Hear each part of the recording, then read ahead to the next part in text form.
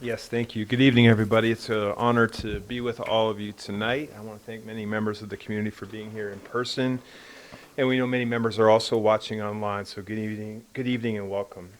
Tonight we have an exciting agenda. We're going to hear updates on the work that's related to our strategic plan. I'm super excited about that, focusing and updating our community on our core business.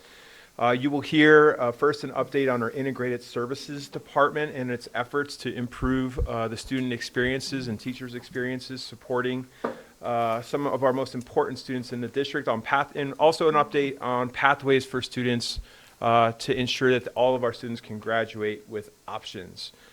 We know that whether a student intends on aspiring to pursue a 4-year degree, a 2-year degree, go directly into the workforce or the military, it's our job collectively as an organization and as a system to make sure that we make those options clear and we support them and their families in pursuing them aggressively. I had over the last 2 weeks the pleasure and honor to visit many of our schools where I saw our strategic plan coming to life in various ways. I saw Tavelli Elementary School, had a great opportunity to see how they were focusing on some of their most marginalized students, ensuring that they were participating in extracurricular activities to improve the connections to their personal interest. I really appreciated that. Had an opportunity to visit Dunn Elementary School this week and had a very thoughtful conversation with their principal, Abby Heinlein, around our curriculum implementation, specifically to how that plays out in our IB schools. And I thought it was incredibly thoughtful how our district leadership and the leadership at that school in partnership with teachers were sitting down and looking at their IB planners, looking at the modules that are embedded in the curriculum and the various skills in all block to think thoughtfully over time around how we can address all three of those areas with integrity. Had a chance to go to Putnam Elementary School, and I just smile every time I walk in the front door of that school and I see that proud banner talking about high growth for all students.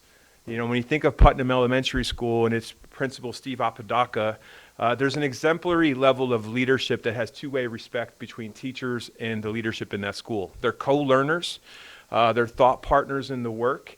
And as I had an opportunity to spend a little bit of time with him, he shared, out of all of the schools where you think about heavy concentrations of poverty, and there's an assumption in America that if you're teaching or working or attending a school that has concentrated poverty, that we shouldn't have the same expectations. And I just don't believe in that. I don't buy into it at all.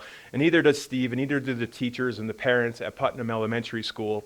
And when you think of all of the schools around the state of Colorado, and you were to look at students where you have concentrations of poverty at 90% or higher, Putnam Elementary School is the highest performing elementary school in the state. In the state. And it's in our backyard. And it's one school in our district that I'm just super proud of. There's a lot of great things that are happening. And it is my job to not only celebrate that, but to address the real challenges that exist in our system. And I want to talk a little bit about that too. You know, there's no doubt that the last few weeks across PSD, there's a range of emotions that people are experiencing, all of them valid. And it's not only things that are happening in PSD, there are things that are happening in our country, they're happening across the world. And the range of emotions and how people are engaging or not engaging, showing up or not showing up, and talking or not talking, and thinking and reacting, all of those things are very real, valid, and it's an opportunity for not just thoughtful leadership, but collaboration. Earlier this evening, actually, maybe 20 minutes ago, I sent a video message to our entire community to update them on next steps regarding our long-range plan, knowing that's one thing that has provided opportunities for emotion and reaction that we want to be thoughtful and bring people along in partnership. As I've shared with this community before, and I'll reiterate it again, our birth rates in PSD have been declining since 2016, and our student enrollment has been declining for several years.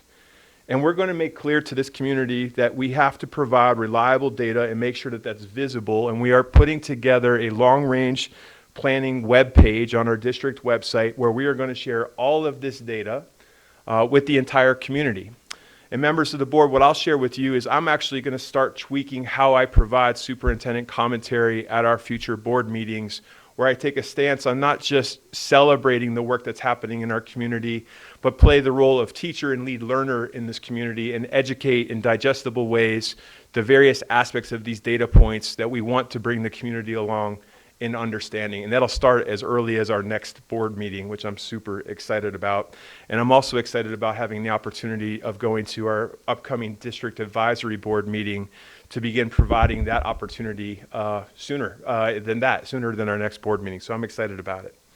I also wanted to reiterate something that I shared in my video message to the community, is that this can't be smoke and mirrors where we listen to people in inauthentic or disingenuous ways and we just end up doing what we said out to do over the last couple of weeks. We truly want to engage people. The ideas and the proposals that I put forth, I still believe in them. They're still on the table. But we do want to engage the community thoughtfully and listen to other ideas, to think about things differently, to poke holes at them, to think about ways that they can be done maybe more seamlessly, or think about different things altogether. So in order to do that, I think it's really important that the district hire a third-party entity to help facilitate this process over the course of this year.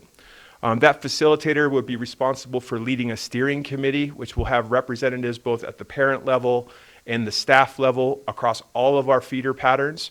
They won't just represent the schools that were proposed in the initial phase of changes for this district, because we know that as this steering committee has an opportunity to look at enrollment data or demographers' projections or facility use information and other data that will again all be made available. We're going to have the challenge of also considering attendance areas and boundaries needing to be redrawn to continue to put us in a financially healthy position moving forward. So there's more information on the message that in the video message that I sent out to the community. I don't think it's appropriate to reiterate all of those details tonight, but my commitment that I hopefully was emphatically clear about 2 weeks ago, I just want to reaffirm that commitment to continue to engage the community in good faith, to think about these processes, but also recognize that these challenges are not going away. And we as a governance team and as a leadership team have incredibly hard but necessary decisions to move forward. And I'm grateful for the opportunity to be the superintendent of this district in this time, because I think it's a moment and an opportunity for us to come together in extraordinary ways to make our district even stronger. So thank you for the opportunity to address the community this evening.